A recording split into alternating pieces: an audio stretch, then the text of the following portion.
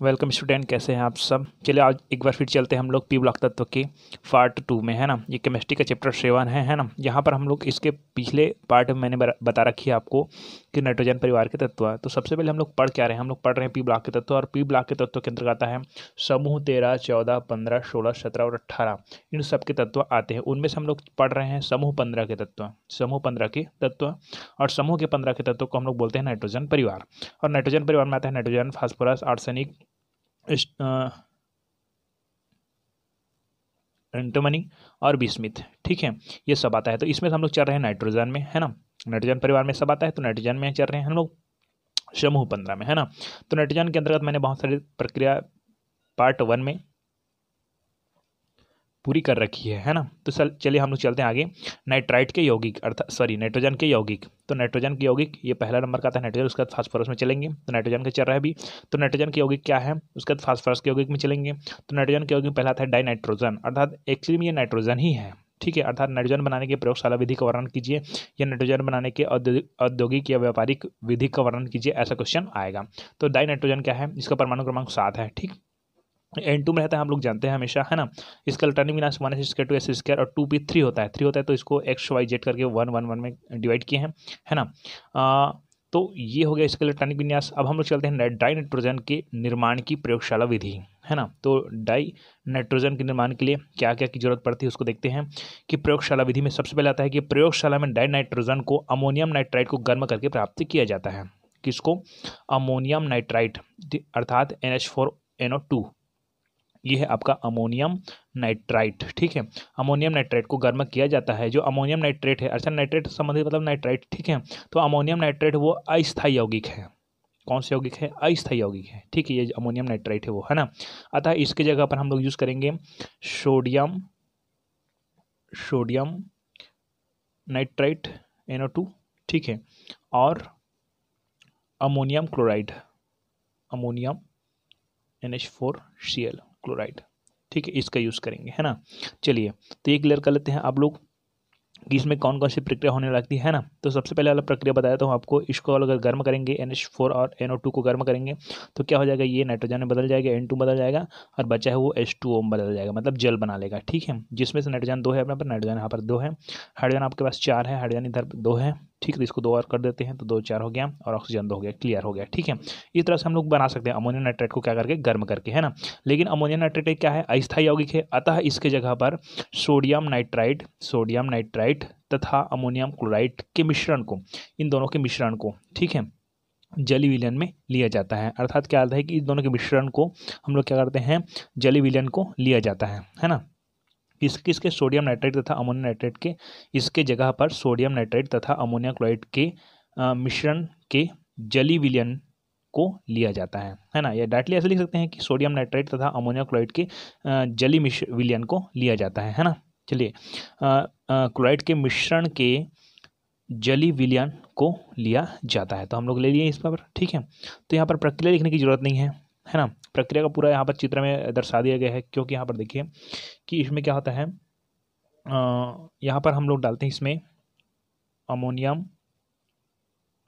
Chloride, ठीक है, और किसका, सोडियम नाइट्राइट, इन दोनों का जलीय विलयन है। ठीक है, यहाँ पर लिखे जलीय विलयन, है ना। इसको हम लोग क्या करते हैं, गर्म करते हैं। ये स्टैंड है, यहाँ से गर्म होने के बाद ये हवा है वो गैस जार में क्या कर ली जाती है, एकत्रित कर लिया जाता है। ऐसे चित्र बना लीजिएगा आप लोग। ठीक है, तो इतना लिखने की जरूरत है प्रयोगशाला विधि में। ठीक है, और ये आप सब अगर डिटेल नहीं लिखेंगे तो भी चलेगा, लेकिन आप इसका ये जो समीकरण है वो लिखना जरूरी है। यहाँ पर ये देखिए सोडियम नाइट्राइट है, वो क्या होता है, अमोनियम क्लोराइड से गर्म करता है तो क्या बनता है, सबसे पहले तो आपको बता देना है कि यहाँ पर नाइट्रोजन गैस बनती है। ठीक है, और साथ ही साथ देखिए सोडियम प्लस आयन वाले होते हैं और ये माइनस आयन वाले, ये प्लस आयन, ये फिर माइनस आयन। तो आप जानते हैं सोडियम प्लस आयन वाले किससे क्रिया करते हैं, माइनस आयन वाले से क्रिया करता है। तो ये क्या सोडियम क्लोराइड बनाएगा, क्या बनाएगा, सोडियम क्लोराइड। और बचा कौन है, हाइड्रोजन भी बचा है और ऑक्सीजन भी बचा है। तो यहाँ पर क्या बन जाएगा आपका H2O बनेगा, क्या बनेगा, H2O, और क्या बनेगा, सोडियम क्लोराइड। ठीक है, ये हो गया। तो यहाँ पर आप देख लीजिए कि N2 का मान 2 है। ठीक है, नाइट्रोजन हमारे पास 2 है, तो इधर भी नाइट्रोजन कितना होना चाहिए, 2 होना चाहिए। जल कितना है, यहाँ पर हमारे पास 4 है, इधर क्या है, 2 है, तो यहाँ पर 2 कर दीजिए, 2 दूनी 4 हो जाएगा। ठीक है, ये हो गया। सोडियम 1 है, सोडियम 1 है, क्लोरीन क्या है, 1 है। ओके, ठीक है, नाइट्रोजन 2 है, N यहाँ पर ये। ठीक, चलिए तो ये हो गया समीकरण, है ना। और ये दोनों जने जली विलियन है, एक्वा लिख देना यहाँ पर, एक्यू है ना, एक्वा जली विलियन। और ये आपका गैस है, N2 है वो गैस है, H2 है लिक्विड है, और ये भी आपका जेली विलन है ना, ठीक है, एक्वा है ना। चलिए इस तरह से हो गया प्रयोगशाला विधि। तो आपको इतना लिखना है कि प्रयोगशाला में डाई नाइट्रोजन को अमोनियम नाइट्राइट को गर्म करके प्राप्त किया जाता है। अमोनियम नाइट्राइट एक अस्थायी यौगिक है, अतः इसकी जगह पर सोडियम नाइट्राइट तथा अमोनियम क्लोराइड के मिश्रण को के जली विलयन को लिया जाता है, इसके जली विलयन को लिया जाता है, ठीक है। चलिए दूसरा विधि है, पहला विधि प्रयोगशाला विधि की, और बताते हैं कि दूसरा विधि क्या है, अमोनिया डाइक्रोमेट को गर्म करके, ठीक है। ये अमोनियम डाइक्रोमेट, अमोनिया बोल दिया था मैं, अमोनियम डाइक्रोमेट को गर्म करके, ठीक है। तो अमोनिया डाइक्रोमेट का सूत्र क्या है हमारे पास है कि NH4 2Cr, ये क्रोमियम है, Cr2O7 है ना, इसको अगर गर्म करते हैं तो क्या आता है, ये क्रोमियम का ऑक्साइड बनता है Cr2O3, ठीक है, प्लस ये बनता है N2, और हमारे पास क्या निकलता है, जल वापिस हो जाती है, हम मतलब हमको क्या प्राप्त हो गया, N2 प्राप्त हो गया। अर्थात अमोनिया डाइक्रोमेट को गर्म करने पर भी हमको क्या प्राप्त हो सकता है, डाई नाइट्रोजन प्राप्त हो सकता है, ठीक है। तीसरा विधि क्या है कि बेरियम एजाइड को गर्म करने पर, ठीक है, ये बेरियम एजाइड है, उसको गर्म करते हैं तो बेरियम एजाइड का सूत्र क्या है, BaNO3 और ये 2, ठीक है, इसको गर्म करते हैं तो बेरियम अलग हो जाता है और क्या होता है, नाइट्रोजन गैस बाहर निकल जाती है, ठीक है। 3 दूनी 6 हो जाएगा, 3 दूनी 6 हो जाएगा, ठीक, बेरियम एक है, बेरियम एक है, ओके। ये हो गया 3 विधि है ना, किसके बनाने की, डाई नाइट्रोजन बनाने की। अब इसको क्या करना है कि डाई नाइट्रोजन को किसके माध्यम से बनाया जा सकता है, तो आप तीनों में से कोई विधि को लिख सकते हैं। अगर डायरेक्टली पूछा जाएगा कि प्रयोगशाला विधि को समझाइए, तो प्रयोगशाला विधि को समझाना है अपने को, इतना डिटेल्स करना है, ये समीकरण लिखना है, ये चित्र बनाना है, ठीक है, ज़्यादा दिक्कत नहीं करना है, ठीक है। चलिए ये हो गया क्लियर आपके पास, ठीक है। अब हम लोग चलते हैं नाइट्रोजन के गुणधर्म, नाइट्रोजन के गुणधर्म अर्थात डाई नाइट्रोजन के गुणधर्म, यही है, ठीक है। तो पहला गुण आता है उसका भौतिक गुण, देख लेते हैं। सबसे ज़्यादा तो भौतिक गुण यही चलता है ना, और उसके बाद और बहुत सारे गुण देखेंगे। तो पहला गुण ये है कि यह रंगहीन, गंधहीन तथा स्वादहीन गैस है।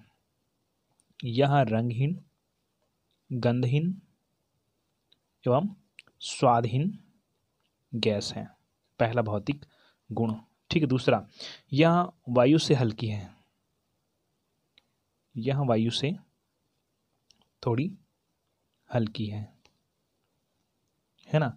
इसका जो वाष्प घनत्व है, वाष्प घनत्व 14 है, जबकि वायु का वाष्प घनत्व आप जानते हो, ठीक है, उसको छोड़ो, है ना। यह जल में कम विलेय है, यह जल में कम विलेय है, यह जल में कम विलेय है। यह द्रवित की जा सकती है। अच्छा, द्रवित का मतलब क्या समझते हैं, ठीक है, एक को बनाना है अपने को, ठीक है। यह द्रवित की जा सकती है, ठीक है। और एक आध गुण है, यह न जलती है न जलने में सहायक है, यह न जलती है न जलने में सहायक है। इतना भौतिक गुण लिख लीजिए, ये नाइट्रोजन के भौतिक गुण है, अर्थात डाई नाइट्रोजन के भौतिक गुण है, डाई नाइट्रोजन बोलते हैं इसको, ठीक है, ओके। अब हम चलते हैं उसके रासायनिक गुण में, बहुत सारे रासायनिक गुण भी होंगे उसके। चलिए, तो नाइट्रोजन के हम लोग रासायनिक गुण में चलते हैं, इसमें 3-4 रासायनिक गुण बताऊंगा, ज़्यादा नहीं। पहला था लिटमस पर प्रभाव, है ना, तो यह लिटमस के प्रति उदासीन है, यह लिटमस के प्रति उदासीन है, मतलब ये लिटमस पेपर इसमें कोई प्रभाव नहीं डालता है, मतलब यह अम्लीय क्षारीय गुण प्रदर्शित नहीं करते, यहाँ क्या है, लिटमस के प्रति क्या है, उदासीन है। दूसरा आता है धातुओं के साथ क्रिया, है ना, तो नाइट्रोजन एक अक्रियाशील गैस है ना, N2 एक अक्रियाशील गैस है ना, नाइट्रोजन एक क्या है, अक्रियाशील गैस है ना, लेकिन उच्च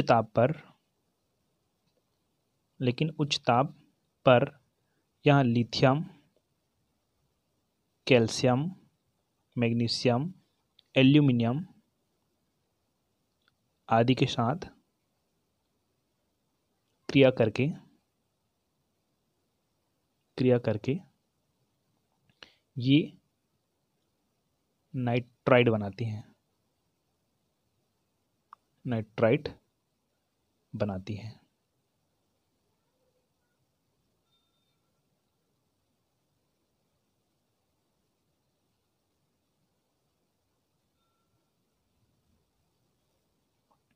जिसमें देखिए एक आध का देखते हैं, जैसे कि ये एल्यूमिनियम है, एल्यूमिनियम के साथ क्रिया करता है हमारा ये नाइट्रोजन N2 है, वो क्रिया करता है तो क्या बनता है, ये बना देता है आपका एल्यूमिनियम नाइट्राइट, ALN।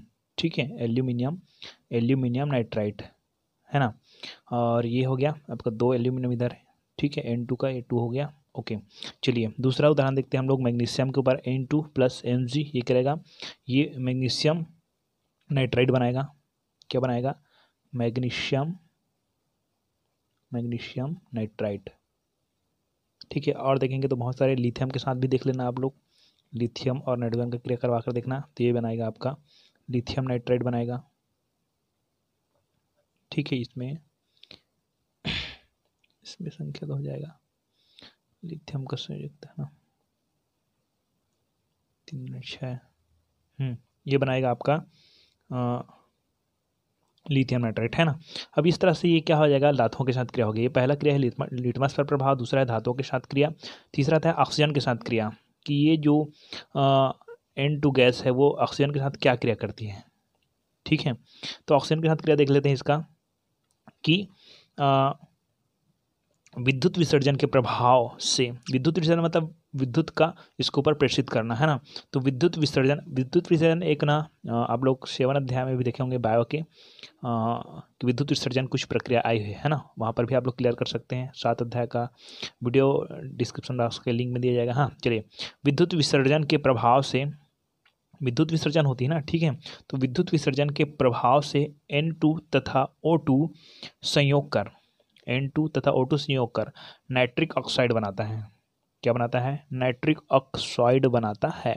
मतलब क्या होता है अपने पास, नाइट्रिक ऑक्साइड मतलब जो ऑक्सीजन का बनता है ये ऑक्साइड कहलाएगा। ठीक है, तो ये जो N2 + O2, ठीक है, N2 + O2 इसको हम लोग क्या कराते हैं, यहाँ पर विद्युत विसर्जन होता है तो 3000 जो केल्विन है उसका ताप दिया जाता है, और यहाँ पर 2 चिन्ह लगता है देखिए उत्क्रमणी के कारण है ना। चलिए यहाँ पर, और ये बताया 2N बनाता है, 2NO बनाता है। ठीक है, तो ये N2 और O2 है, ये 2N बनाता है ना। यहाँ पर ताप दिया गया है। ठीक है, और इस प्रकार से क्या बोला जा रहा है कि विद्युत विसर्जन के प्रभाव से N2 तथा O2 संयोग कर नाइट्रिक ऑक्साइड बनाता है।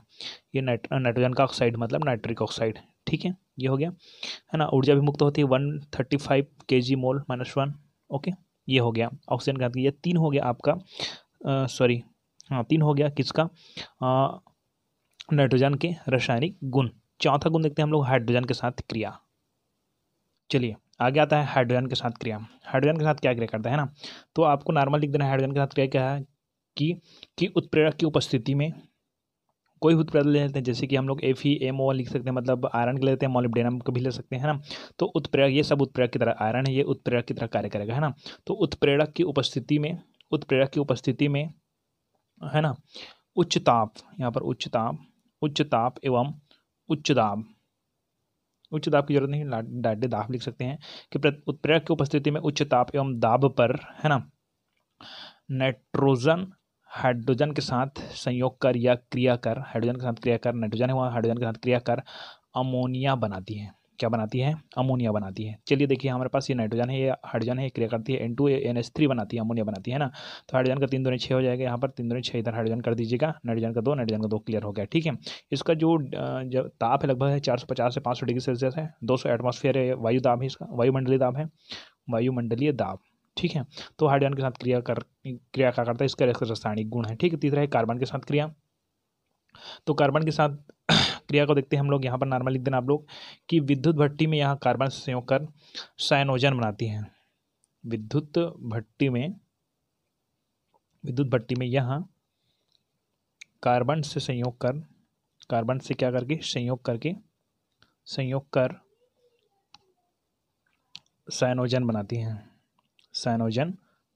हैं। देखिए थ्योरिकल क्वेश्चन है, इसमें आप लोग कन्फ्यूज भी हो जाएंगे और बहुत बोरिंग भी लग सकता है, क्योंकि कन्फ्यूजन ये बोरिंग इसलिए लगता है क्योंकि ये पूरा लिखने का है। ठीक है, तो यहाँ पर ये कार्बन है, ये नाइट्रोजन है, ये नाइट्रोजन से क्रिया करता है, तो ये बनाता है आपका C2N2 साइनोजन बोलते हैं इसको। क्या बोलते हैं, साइनोजन। ठीक है, इसको क्रिया कर लेते हैं, इसको N2 का 2 माने कार्बन का 2 इधर लिख दीजिए। ठीक है, ये हो गया 5 रासायनिक गुण हो गया इसका। ठीक है, चलिए तो नाइट्रोजन के दूसरे यौगिक के बारे में चलते हैं। पहला यौगिक था आपका ए मतलब यौगिक नहीं था, डायरेक्टली नाइट्राइट ही था, नाइट्रोजन था। और नाइट्रोजन के हम लोग दूसरे यौगिक में चलते हैं, हम लोग अमोनिया, क्या है NH3 का निर्माण कैसे होता है। तो आपके यहाँ इस टॉपिक में मेन टॉपिक बनेगा कि अमोनिया निर्माण के हैबर विधि को समझाइए, अर्थात व्यापारिक विधि को समझाइए। तो व्यापारिक विधि के बारे में हम लोग बाद में चर्चा करेंगे, अभी हम लोग देख लेते हैं अमोनिया निर्माण की प्रयोगशाला विधि, है ना। तो पहले नॉर्मल लिख देना है इसको कि इसमें एक आयतन नाइट्रोजन, एक आयतन क्या है नाइट्रोजन, तथा तीन आयतन हाइड्रोजन संयोग करके अमोनिया बनाता है, ठीक है, अमोनिया के निर्माण में, ठीक है। मतलब एक आयतन किसका रहेगा, नाइट्रोजन का रहेगा, और 3 आयतन किसका रहेगा, हाइड्रोजन का रहेगा। अर्थात एक आयतन नाइट्रोजन और 3 आयतन हाइड्रोजन संयोग करके अमोनिया बनाते हैं। इसके प्रयोगशाला विधि देखें तो सबसे पहले आता है कि प्रयोगशाला विधि समझिए कि डायरेक्टली बोला जाएगा अगर अमोनिया निर्माण की प्रयोगशाला विधि को समझाइए तो ऐसे नॉर्मल लिख देना, ठीक है। या तो यहाँ पर कि अमोनिया को किस तरह से और समझाया जा सकता है, तो और किस माध्यम से बनाया जा सकता है, तो अब बहुत सारी विधि बता दूंगा लाइन से, ठीक है। तो सबसे पहले आता है प्रयोगशाला विधि। चलिए तो प्रयोगशाला विधि चलते हैं ना, ठीक है। तो प्रयोगशाला विधि में देखते हैं कि अमोनियम लवण को क्षार के साथ गर्म करने पर, किसके साथ गर्म करने पर, क्षार के साथ, अमोनियम लवण को ना किसके साथ गर्म करना है अपने को, क्षार, कोई भी क्षार ले सकते हैं हम लोग, ठीक है। अमोनियम लवण को क्षार, अमोनियम ना, अमोनिया निकाल करना है तो अमोनियम लिखना है, अमोनियम लवण को क्षार के साथ गर्म करने पर अमोनिया बनती है, ये हम लोग जान गए, ठीक है। अब हम लोग विधि देखते हैं, विधि में क्या होता है देखिए कि अमोनियम क्लोराइड, ये हमारे पास अमोनियम क्लोराइड NH4Cl, ठीक है। अमोनियम क्लोराइड हमारे पास है ना, इसका दोनों सूत्र लिख देता हूँ मैं, NH3Cl प्लस, है ना। तो अमोनियम क्लोराइड और सांद्र सोडियम हाइड्रोक्साइड या बुझा चूना, क्या बोल सकते हैं इसको, बुझा चूना। बुझा चूना में कौन आता है, कैल्शियम हाइड्रोक्साइड आता है आपका, कैल्शियम हाइड्रोक्साइड, दोनों में से किसी को लेना है, कोई जरूरी नहीं कि दोनों सूत्र ले सकते हैं ना। कि अमोनियम क्लोराइड को लेना ही लेना है, ठीक है। एक तरफ आप लोग या तो सांद्रा सोडियम हाइड्रोक्साइड ले सकते हैं या तो कैल्शियम हाइड्रोक्साइड ले सकते हैं ना, कोई भी हमको क्या चाहिए, क्षार चाहिए। तो अमोनियम क्लोराइड और सांद्रा सोडियम हाइड्रोक्साइड या बुझा चूना विलयन को कठोर कांच के फ्लास्क में, यहाँ पर हमारे पास सोडियम क्लोराइड है, सॉरी अमोनियम क्लोराइड है, और अमोनियम क्लोराइड के साथ हमको ले लेना है आपको कैल्शियम हाइड्रोक्साइड ले लेना है, ठीक है। इनको हम लोग क्या करते हैं, गर्म करते हैं, क्या करते हैं, गर्म करते हैं, है ना। फ्लास्क में गर्म करने पर अमोनिया गैस बनता है, क्या बनता है, अमोनिया गैस। तो यहाँ से इसको गर्म कर देते हैं तो कौन सा गैस बनता है, अमोनिया गैस बनता है, ठीक। अब देखिए इसे बिना बुझा हुआ चूना, बिना बुझा चूना मतलब अपने पास क्या है, बिना बुझा चूना कौन आता है, कैल्शियम, ठीक है। और ऑक्सीजन के साथ क्या है, कैल्शियम का जो ऑक्साइड है, ठीक है, वो आती है। तो यहाँ पर क्या होता है, बिना बुझा हुआ चूना क्यों लेते हैं, यहीं पर एक क्वेश्चन बन जाती है। यहाँ पर डायरेक्टली कौन सा गैस बन गया, अमोनिया गैस बन गया है, तो बिना बुझे हुए कैल्शियम ऑक्साइड क्यों लिए हम लोग, ठीक है। तो यहाँ पर क्यों लिया गया था उसको आगे बताऊंगा मैं, ठीक है। तो इसे बिना बुझा हुआ चूना द्वारा शुष्क करने के लिए ना, इसे बिना बुझा चूना द्वारा शुष्क कर, है ना, हवा के विस्थापन हो रही है, पहले तो एक बार विस्थापन हो गई, उसके बाद फिर अधोविस्थापन, तो अधोविस्थापन द्वारा एकत्रित कर लिया जाता है ना। चलिए तो ये आपको बता दिया गया है ना। यहाँ पर प्रयोग विधि लिखेंगे कि अमोनियम क्लोराइड है और सांद्रा सोडियम हाइड्रोक्साइड है, या बुझा चूना है, बिना मत लिखना, बुझा हुआ चूना विलयन को कठोर कांच के फ्लास्क में गर्म करने पर अमोनिया गैस बनती है। इसे बिना बुझा हुआ चूना अर्थात कैल्शियम ऑक्साइड, ठीक है ना, कैल्शियम का ऑक्साइड है ना, इसे बिना बुझा चूना द्वारा शुष्क कर हवा के अधोविस्थापन द्वारा एकत्रित कर लिया जाता है। यहाँ पर एकत्रित कर लिया जाता है किसको, इसको अमोनिया गैस को, NH3 को एकत्रित कर लेते हैं। इसके कौन सा है, शुष्क है। तो शुष्क करने के लिए अमोनिया को शुष्क करने के लिए किसका यूज़ किया जाता है, तो कैल्शियम ऑक्साइड का, ठीक है। अर्थात कैल्शियम के जो ऑक्साइड है उसका यूज़ किया जाता है, अर्थात डायरेक्टली लिख सकते हैं आप लोग बिना बुझा हुआ चूना का यूज़ किया जाता है, ठीक है। इसको आप लोग बनाकर देख लें, ठीक है। ये सोडियम क्लोराइड है, ये सोडियम हाइड्रोक्साइड है, और ये है अमोनियम क्लोराइड है। तो क्या होता है, ये आपका पहले तो क्या बनाएगा, NH3 बनाएगा, पहले लिख देना है ना। और आप जानते हैं कि यहाँ पर सोडियम है, सोडियम प्लस आयन है, और क्लोरीन माइनस आयन रहते हैं, यहाँ पर क्लियर कर देता है। तो क्या बनाता है, सोडियम क्लोराइड बना लेता है। और क्या बचा अपने पास, NH3 निकल गया, हाइड्रोजन निकल गया, ठीक है। एक ऑक्सीजन बचे ना यहाँ पर, यह हाइड्रोक्साइड का ऑक्सीजन बचा है ना, और क्या बचा है, ऑक्सीजन बचा है और हाइड्रोजन बचा, मतलब क्या बनाना है अपने को, H2O बना लेते हैं, क्या बनाना है, H2O, ठीक है। ये अमोनिया, इसको संतुलित हो कि नहीं गिन लेना, ठीक है। यहाँ पर देखें सोडियम क्लोराइड है और ये कैल्शियम हाइड्रोक्साइड है, ये क्या करेगा, सोडियम है ये कैल्शियम है प्लस आयन है, क्लोरीन माइनस आयन है, तो क्रिया करेगा कैल्शियम क्लोराइड बनाएगा। कैल्शियम की संयोजकता 2 होती है, क्लोरीन की संयोजकता 1 होती है, यहाँ पर 2 लगा देंगे, ठीक है। प्लस H और 2 लिख रहे हैं, मतलब अच्छा हम लोग इसको भूल गए, इसको हम तो बनाना ही बनाना है, अमोनिया गैस तो बनाना ही बनाना है, ठीक है, ओके। और क्या बचे अपने पास, हाइड्रोजन बचे, तो H2O बना कर देते हैं, ठीक है। यहाँ पर आप संतुलित कर लीजिएगा, है ना। या देख लेते हैं यहाँ पर हमारे पास क्या है, हाइड्रोजन का 4 इधर है, इधर हाइड्रोजन का 4 2 6 है अपने पास, ठीक है। इधर हाइड्रोजन कितना है, 3 है ना,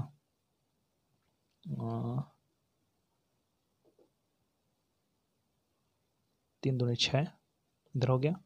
हाइड्रोजन का 2 है इधर, 3 दूनी 6, 6 2 8। इधर अपने पास कितना है, 2 है, यहाँ पर 4 है, यहाँ पर नाइट्रोजन फिर 2 हो गया ना अपने पास, नाइट्रोजन का 2 हो गया, मतलब इधर 2 करना पड़ेगा। ये अमोनिया 4 हो गया, 4 दूनी 8 हो गया, हाइड्रोजन बढ़ गया, 4 दूनी 8, 8 2 10 हो गया, हाइड्रोजन 10 हो गया, तो 3 दूनी 6 और 6 4 10, ओके, 2 दूनी 4, ओके, ये हो गया, ठीक है। ये हो गया अपने पास, है ना, सभी बराबर है क्या, ठीक। ये हो गया आपका सूत्र बन गया, ठीक है। अमोनियम लवण को गर्म करने पर ना प्रयोगशाला विधि हो गया है, ये हो गया क्लियर आपका, है ना। दूसरा हम लोग चलते हैं, इतना पूरा लिखना है इसको प्रयोगशाला विधि में। दूसरा हम लोग चलते हैं जल पर नाइट्राइट की क्रिया से। जो जल होती है उस जल पर हम लोग अगर नाइट्राइट की क्रिया करते हैं, है ना, नाइट्राइट की क्रिया करते हैं, है ना, तो जल पर नाइट्राइट की क्रिया करने से क्या होता है, हमको अमोनिया गैस प्राप्त होता है ना। तो इसमें हम लोग कोई भी नाइट्राइट ले सकते हैं, है ना, जैसे कि जल पर नाइट्राइट, जल के साथ क्रिया करवाना है अपने को, ठीक है। तो यहाँ पर H2O लिख देते हैं यहाँ पर, ठीक है। यहाँ पर भी H2O लिख देते हैं, कोई भी नाइट्रेट ले लेते हैं, तो हमारे मान ले लेते हैं एल्यूमिनियम नाइट्रेट ले लेते हैं, ठीक है, ALN, एल्यूमिनियम के जो नाइट्रेट उसको लेते हैं, तो ये क्रिया करवाएंगे तो क्या बचेगा, एल्यूमिनियम हो जाएगा, ये हाइड्रोक्साइड बना देगा आपका, ठीक है। और हमारे पास क्या प्राप्त होगा, अमोनिया गैस प्राप्त हो जाएगा, ठीक है। और ये अपने पास मतलब जल का नाइट्राइट से क्रिया करेगा, मतलब किसका नाइट्राइट है ये है बोरान नाइट्राइट, बोरान नाइट्राइट से क्रिया करेगा, ठीक है। ये बना जाएगा आपका अमोनिया गैस NH3, ठीक है। ये हाइड्रोजन क्रिया करेगा यहाँ से, और ये हाइड्रोजन का 3 हो गया इधर, और एक हाइड्रोजन इधर है, 3 3 6 हो गया, है ना। हाइड्रोजन का 6, तो यहाँ पर 3 दूनी 6 कर देना आप लोग, 3 दूनी 6, और B तो एक ही है, एक है यहाँ पर। ऑक्सीजन कितना है, 3 है, तो 3 ऑक्सीजन है। हाइड्रोजन 3 3 6 है, तो 3 दूनी 6 हाइड्रोजन, चल ठीक, ये क्लियर हो गया, ठीक है। तो इस तरह से क्या बोलते हैं अपने को, अमोनिया गैस प्राप्त होते हैं, है ना, जल पर नाइट्राइट की क्रिया से। आगे देखते हैं अमोनियम लवणों को गर्म करने पर, ठीक है। तो यही तो बात हम लोग आगे भी पढ़ चुके हैं, अमोनिया लवण को क्षार के साथ क्रिया करते हैं, तो डायरेक्टली हम लोग अमोनिया लवण को ही गर्म कर देते हैं। जैसे कि हमारे पास क्या है, एक अमोनियम लवण है हमारे पास है, अमोनियम सोडियम हाइड्रोजन फास्फेट, ये लंबा हो जाएगा, ठीक है। एक सिंपल देख लेते हैं NH4, ठीक है, 2SO4, ये सल्फेट का है ना, सल्फेट के लवण देखते हैं हम लोग, ठीक है। आप लोग जानते हैं क्लोरीन रहेगा वहाँ लवण कहलाएगा, सल्फेट रहेगा वहाँ पर क्या कहलाएगा, लवण है। ये अमोनियम सल्फेट का जो लवण है उसके साथ क्रिया, उसको हम लोग क्या कर देते हैं, गर्म कर देते हैं। गर्म कर देते हैं क्या हो जाता है, ये अमोनियम बदल जाता है, और बचा क्या है, ये अमोनियम NH है ना, और अमोनियम बन के साथ साथ ये बन जाता है H2SO4, H2SO4 बन जाता है यहाँ पर। ये हमको क्या प्राप्त हो गया, अमोनिया, सॉरी ये 3 कर देते हैं, अमोनिया प्राप्त हो गया है अपने पास, है ना। यहाँ पर एक हाइड्रोजन हाथ लिखा, 4 दूनी 8 था क्या, यहाँ से निकल गया आपके पास, है ना। और नाइट्रोजन कितना है अपने पास, यहाँ पर 2 था, यहाँ पर 2 कर देते हैं, नाइट्रोजन कर देते हैं 2, ठीक है। यहाँ पर कुछ मात्रा में ऊर्जा भी मुक्त होती है, ये हो गया 3 दूनी 6, है ना, 6 2 8, हाइड्रोजन 8, 4 दूनी 8, हाइड्रोजन 8 हो गया, ठीक है। नाइट्रोजन कितना है, 2 है, नाइट्रोजन इधर भी 2 है। सल्फेट में सल्फर क्या है इतने पास, 1, ऑक्सीजन का है 4 4, ओके क्लियर हो गया है, ठीक है। ये अमोनियम लवणों को गर्म करने पर ये हो गया। इस तरह से हमको क्या प्राप्त होता है, अमोनिया प्राप्त हो सकता है, अमोनिया, है ना। चलिए, तो हमारा जो मेन टॉपिक है यही है आपका औद्योगिक विधि अर्थात अमोनिया निर्माण के औद्योगिक विधि, या इसको हम लोग बोल सकते हैं अमोनिया निर्माण की व्यापारिक विधि, या तो सबसे ज़्यादा पॉइंट बनता है आपका हैबर विधि। क्या है अमोनिया निर्माण की हैबर विधि को समझाइए। तो एकदम थियोरिकल है, आपको धीरे धीरे समझना है। चलिए हैबर विधि में शुरू करते हैं हम लोग, ठीक है। कि यह अमोनिया निर्माण की संश्लेषित संश्लेषण की क्रिया होती है, इसलिए संश्लेषित विधि है। तो यह अमोनिया निर्माण की संश्लेषित विधि है। इसमें नाइट्रोजन के एक आयतन, नाइट्रोजन के कितने आयतन, एक आयतन, व हाइड्रोजन के तीन आयतन, हाइड्रोजन के कितने आयतन, तीन आयतन को 450 डिग्री सेल्सियस से 500 डिग्री सेल्सियस ताप पर 200 वायुमंडलीय दाब पर फेरिक ऑक्साइड, है ना, हमारे पास जो या मॉलिब्डेनम का भी फेरिक ऑक्साइड का भी करते हैं, या तो मॉलिब्डेनम की भी करते हैं। फेरिक ऑक्साइड में आयरन रहेगा आपका, ठीक है। फेरिक का ऑक्साइड है तथा मॉलिब्डेनम उत्प्रेरक की उपस्थिति में गर्म करके बनाया जाता है। मतलब क्या होता है कि ये जो सोडियम है, सॉरी नाइट्रोजन है, उस नाइट्रोजन के एक आयतन और हाइड्रोजन के तीन आयतन को ये 450 से 500 इतनी ताप पर 200 वायुमंडलीय दाब पर फेरिक ऑक्साइड उत्प्रेरक के रूप में किसको ले सकते हैं, फेरिक ऑक्साइड है। और हमारे पास एक और क्या है, मॉलिब्डेनम, ठीक है। हमारे पास एक है मॉलिब्डेनम, ये क्या होता है, उत्प्रेरक वर्धक की तरह कार्य करते हैं। मॉलिब्डेनम उत्प्रेरक वर्धक, यहाँ पर लिखना, उत्प्रेरक वर्धक की उपस्थिति में गर्म करके बनाया जाता है। यह अमोनिया निर्माण की संश्लेषित विधि है। इसमें नाइट्रोजन के एक आयतन, नाइट्रोजन के एक आयतन व हाइड्रोजन के तीन आयतन, हाइड्रोजन के तीन आयतन को 450 डिग्री सेल्सियस से 500, है ना डिग्री सेल्सियस ताप क्रम पर 200 वायुमंडलीय दाब, है ना, 200 वायुमंडलीय दाब पर फेरिक ऑक्साइड उत्प्रेरक तथा, है ना, फेरिक ऑक्साइड उत्प्रेरक तथा मॉलिब्डेनम उत्प्रेरक वर्धक बोलते हैं इसको, की उपस्थिति में गर्म करके बनाया जाता है। किसको, है ना, अमोनियम को, किसको, अमोनियम को, ठीक है। तो यहाँ पर आप सूत्र लिख दें, समीकरण लिख दें, N2 ये है, हाइड्रोजन का हत्या करेगा, अमोनिया बनाएगा, ठीक है, ये बनाएगा अमोनिया। हाँ, आगे लिख लेते हैं कि यह ऊष्मक्षेपी तथा उत्क्रमणीय अभिक्रिया है। उत्क्रमणीय अभिक्रिया है, इसका मतलब क्या होता है, इसका मतलब ये है कि ये दोनों तरफ आपको यहाँ पर ऐसे भी करना है और एक रेखा यहाँ पर भी बनाना है और इसको ऐसे करना है। ये है आपका उत्क्रमणीय अभिक्रिया, ठीक है। और कितना हमारे पास कितना वायुमंडलीय दाब है, 200 एटमॉस्फेयर ATM, ठीक है, वायुमंडलीय दाब है। ये हो गया, इतना पहले लिखना है आपको, अभी प्रक्रिया नहीं समझा रहा हूँ, है ना, केवल आपको कैसे बनाना है उसको सबसे पहले बताया जा रहा है। अब देखिए, अमोनिया निर्माण की अनुकूल परिस्थितियाँ निम्नलिखित हैं, है ना। अमोनिया निर्माण की अनुकूल परिस्थितियाँ निम्नलिखित कि कौन कौन से परिस्थिति में ये औद्योगिक निर्माण में अर्थात हैबर विधि में कौन कौन सी परिस्थिति आवश्यक है, किसके निर्माण में, अमोनिया के निर्माण में, ठीक है। तो सबसे पहले आता है निम्न ताप आता है, निम्न ताप आता है।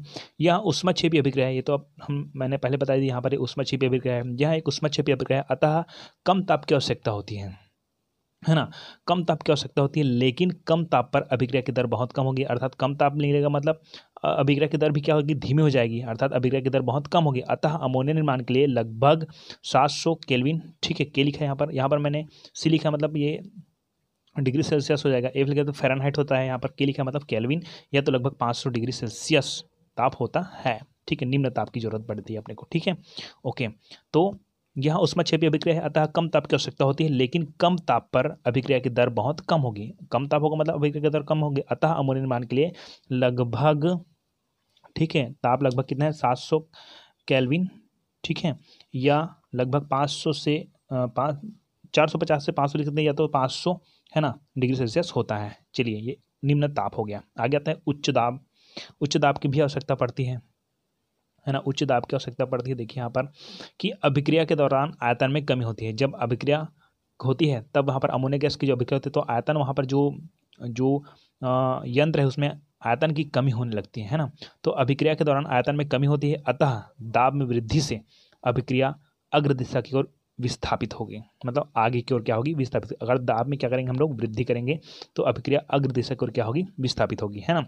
वह NH3 बनाने की दर बढ़ जाएगी। मतलब क्या होता है कि अभिक्रिया के दौरान आयतन में क्या हो जाती है, कमी होती है। आयतन में कमी होती है मतलब उसके जो जगह है उसमें कमी होने लगती है ना। और एक्चुअली में क्या होता है कि वो जो क्रिया हो रही है उसके फलस्वरूप जो गैस है, जो गन्ना वाली गैस है, उसके लिए उसके जो आयतन है उसमें कमी होने लगती है ना। तो अभिक्रिया के दौरान आयतन में कमी होती है, अतः दाब में वृद्धि करने से अभिक्रिया अग्र दिशा की ओर विस्थापित होगी, आगे की ओर विस्थापित होगी, वह अमोनिया बनाने की दर बढ़ जाएगी। अतः यह अभिक्रिया 200×10⁵ PA वायुमंडलीय दाब पर कराई जाती है, ठीक है। इतने दाब पर कराई जाती है। क्लियर हो गई है ना। उच्च दाब है। आगे आता है उत्प्रेरक। उत्प्रेरक तो हर क्रिया में लगभग उत्प्रेरक की जरूरत ही पड़ती है ना। चलिए, इस अभिक्रिया की दर 700 केल्विन ताप पर धीमी होती है ना, क्योंकि इसका जो ताप है वो कम होता है। 700 केल्विन मतलब बहुत ही कम होता है। ठीक है, तो इस अभिक्रिया की दर 700 केल्विन ताप पर धीमी होती है। अतः अभिक्रिया की दर बढ़ाने के लिए आयरन ऑक्साइड या तो K2O, Al3O3 एल्यूमिनियम के ऑक्साइड या पोटेशियम के, इसको पोटेशियम के ऑक्साइड बोलेंगे, ये एल्यूमिनियम के ऑक्साइड है। ठीक है, के मिश्रण का उत्प्रेरक के रूप में किया जाता है ना, के मिश्रण का उपयोग उत्प्रेरक के रूप में किया जाता है ना। मिश्रण का उपयोग उत्प्रेरक के रूप में किया जाता है। ये K2O का भी Al2O3 का भी कर सकते हैं, या तो आयरन ऑक्साइड का भी कर सकते हैं। ठीक है, किसी का भी हम लोग उत्प्रेरक के रूप में कर सकते हैं। उत्प्रेरक का मतलब क्या होता है कि जो किसी रासायनिक अभिक्रिया में भाग लेता है, लेकिन उस अभिक्रिया में रासायनिक अभिक्रिया में भाग तो नहीं लेता है, लेकिन उस अभिक्रिया को क्या करता है, बदलता है, वो क्या करता है, उत्प्रेरक कहलाता है। ठीक है, चलिए, तो ये हो गया आपका नॉर्मल। उसमें औद्योगिक निर्माण की अनुकूल परिस्थितियां निम्नलिखित हैं। अब औद्योगिक निर्माण की जो विधि है, प्रक्रिया है, उसको हम समझते हैं। चलिए, तो यहाँ हैबर विधि का चित्र आपको दिखाई दे रहा है ना। पहले नॉर्मल इसकी जानकारी दे देता हूँ। यहाँ पर क्या है, इसका नाम है संपीड़क। संपीड़क का संपीड़न का कार्य करता है ना। और यहाँ से हम लोग डालेंगे N2 और H2, मतलब नाइट्रोजन की एक आयतन और हाइड्रोजन के कितने आयतन, 3 आयतन, है ना। तो यहाँ पर हम लोग लिख दें 1:3, है ना। यहाँ से डाला जाता है ये संपीड़क रूप में। तो सबसे पहले जाता है वहाँ शोधक, इसको हम बोलते हैं शोधक, है ना। यहाँ शोधक से होते हुए वो आपका जाएगा उत्प्रेरक। यहाँ पर हम लोग जो एक टैंक है उसमें हम लोग रख देंगे उत्प्रेरक। उत्प्रेरक में आप लोग बताया था मैंने, उत्प्रेरक में आपको बताया था मैंने, या तो अपना आयरन का हो सकता है ना, आयरन का ऑक्साइड हो सकता है, पोटेशियम का ऑक्साइड हो सकता है, या तो एल्यूमिनियम का ऑक्साइड होता है, किसी एक ऑक्साइड का। ठीक है, तो हम लोग अपने पास आयरन का ले लेते हैं, Fe2O3 प्लस ये मॉलिब्डेनम भी होता है, ये चूर्ण के रूप में। ठीक है, ये है ना, यहाँ से होते हुए जाती है, शोधक से होते यहाँ से जाती है, ये ऊपर क्यों नहीं जाना है ना। ठीक है, शोधक की ओर जाती है यहाँ से, ये जो N2 है यहाँ से होती है, उत्प्रेरक की उपस्थिति में क्रिया होती है तो यहाँ ये संघनित्र से होती जाती है। यहाँ पर संघनित्र, इसको हम बोलेंगे संघनित्र होते हुए जाती है। और यहाँ पर द्रव के रूप में हमको क्या प्राप्त होता है, NH3 प्राप्त होता है ना। और द्रव के रूप में प्राप्त होता है, ये तो क्लियर हो गया है ना। लेकिन कुछ ऐसे होते हैं जो क्रिया के फलस्वरूप बच जाते हैं, है ना, जो अपरिवर्तित रहते हैं। तो यहाँ पर जो N2 और H2 है, ये कहते हैं क्रिया होते होते यहाँ पर तो बन जाता है NH3। लेकिन कुछ ऐसे होते हैं जो कि अपरिवर्तित होते हैं, मतलब N2 और प्लस H2 है, वो क्या होते हैं, अपरिवर्तित होते हैं, मतलब अपरिवर्तित H2। ठीक है, इसको पुनः पंप के माध्यम से, इसको बोलते हैं पंप के माध्यम से पुनः, है ना, इसको फिर कहाँ पर, उत्प्रेरक की उपस्थिति में यहाँ पर फिर यहाँ पर स्रावित कर देते हैं। यहाँ से सेट चिन्ह बनाते हुए जाना। ठीक है, ऐसे यहाँ पर और लिख देना अपरिवर्तित N2 प्लस H2, यहाँ से होते हुए फिर यहाँ जाएगा, फिर यहाँ क्रिया होगा, फिर यहाँ होगा, ऐसे होगा, फिर यहाँ पर NH3 बनेगा, जो बचेगा, फिर ऐसे प्रक्रिया चलते जाएगा। ठीक है, ये तो अमोनिया निर्माण की क्या है, हैबर विधि है। चलो हम लोग चलते हैं प्रक्रिया में। किस में चलते हैं, प्रक्रिया में। एकदम सिंपल प्रक्रिया है कि अमोनिया निर्माण की हैबर विधि प्रक्रिया, नाइट्रोजन गैस में, है ना, नाइट्रोजन गैस में आयतन के अनुसार तिगुनी तथा शुष्क और शुद्ध हाइड्रोजन मिलाकर, नाइट्रोजन गैस में आयतन के अनुसार, उनके आयतन के अनुसार, नाइट्रोजन के आयतन के अनुसार तिगुनी मतलब 3 भाग होना चाहिए किसका, हाइड्रोजन का, है ना, उसकी तिगुनी तथा शुष्क और शुद्ध हाइड्रोजन मिलाकर 200 वायुमंडलीय दाब पर, कितने वायुमंडलीय दाब पर बोल सकते हैं हम लोग, 200 वायुमंडलीय दाब पर। ठीक है, 200 वायुमंडलीय दाब पर, है ना, या 200 वायुमंडलीय दाब तक संपीड़ित करते हैं। यहाँ पर संपीड़न के माध्यम से क्या करते हैं, संपीड़ित करते हैं, है ना। संपीड़ित मिश्रण को एक कक्ष से गुजारा जाता है। ये देखिए शोधक कक्ष है इसको, है ना। तो सबसे पहले शोधक है, उसका और एक और कक्ष आ गया यहाँ पर, इस कक्ष के बारे में बात किया जा रहा है। ठीक है ना। तो संपीड़ित मिश्रण को एक कक्ष में से गुजारा जाता है, जिसमें 450 से 500 डिग्री सेल्सियस पर उत्प्रेरक रखा जाता है। ये वाला भाग एक्चुअली में ये शोधक में इसलिए गुजारा जाता है कि शोधन की क्रिया होती है। ठीक है, तो शोधक से होते हुए यहाँ पर जाएगा, यहाँ जाएगा।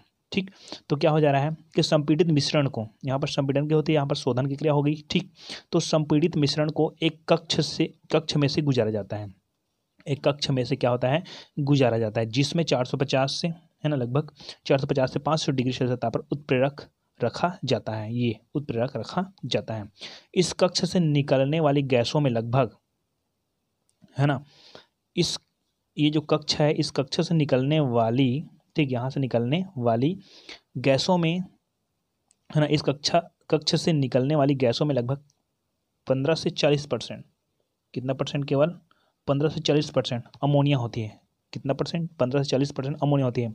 इन गैसों को द्रवणित, है ना, इन गैसों को, है ना, कितना परसेंट होता है, इस गैसों को द्रवणित्र में प्रवाहित करने पर, ये जो संघनित्र है ना यहाँ पर, इस द्रवनित्र में प्रवाहित करने पर केवल अमोनिया गैस द्रवित हो जाती है। द्रव्य NO3 लिखा है ना, अर्थात अमोनिया गैस क्या होती है, द्रवित होती है। बची हुई गैसों को, ये जो बचता है यहाँ से होने के बाद जो बचता गैस है यहाँ पर अपरिवर्तित है, ठीक है, तो बची हुई गैसों को पंप की सहायता से फिर से संपीड़ित करके, यहाँ से फिर संपीड़ित करके, ठीक है, उत्प्रेरक के ऊपर फिर प्रवाहित करते हैं। यहाँ पर उत्प्रेरक कहाँ पर है, ये वाला कक्षा में है, ठीक है। तो फिर क्या होता है कि इसको पंप के माध्यम से, है ना, गैसों को पंप की सहायता से फिर से क्या करते हैं, संपीड़ित करके उत्प्रेरक के ऊपर प्रवाहित करती है। मतलब किसके ऊपर, उत्प्रेरक के ऊपर क्या करती है, प्रवाहित करते हैं, जहाँ फिर से अमोनिया बनती है, फिर यहाँ पर अमोनिया बनती है, यह प्रक्रम क्या होता है, चलते जाता है। क्लियर होगी बात मेरी, है ना। अर्थात ये N2+3H2 यह क्रिया करेंगे, है ना। ये अपने पास से 450 से 500 डिग्री सेल्सियस ताप सीखते हैं हम लोग, है ना, या तो 500, ये यहाँ पर आप लोग नॉर्मल लिख सकते हैं, 450 से 500, है ना, और 200 वायुमंडलीय दाब है। और ये अपने आयरन का जो ऑक्साइड है, ठीक है, या ये मोलिब्डेनम है, ये उत्प्रेरक के रूप में कार्य करता है, ये उत्प्रेरक वर्धक के रूप में कार्य करता है, ठीक है, और ये बनाता है आपका अमोनिया गैस। क्या बनाता है, अमोनिया गैस। इस तरह से आपका जो हैबर विधि है वो समाप्त होती है। और इस पूरे अध्याय में सबसे ज़्यादा इंपॉर्टेंट यही है, हैबर विधि। अमोनिया निर्माण की कौन सी विधि है, हैबर विधि।